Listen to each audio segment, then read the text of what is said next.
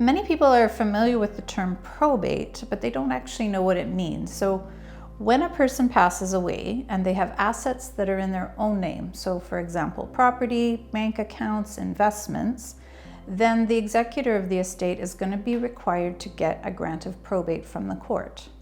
This requires an application process, and you need to gather the required information. There's a number of steps that the executor has to take to meet all the legal requirements, and then the application is submitted to the court.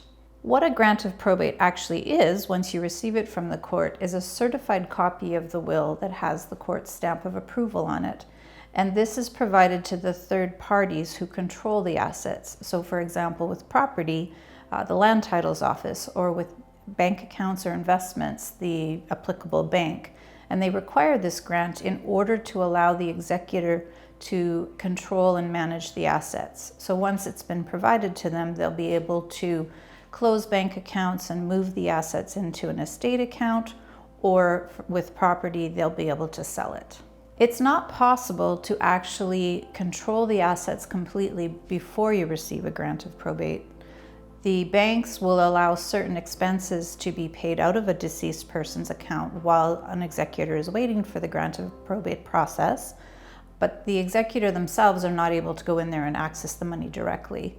With the land titles and property, you are not able to transfer the property out of the deceased's name to a buyer until a grant of probate is provided to the land titles office at the time you're doing the transfer of the property. When there's no will in an estate, then you have a different process, but very similar to getting a grant of probate. In that case, you obtain a grant of administration, and because there is no will naming an executor or beneficiaries, then with regards to the executor, who in this case then is called an administrator, the law sets out who has the priority to apply.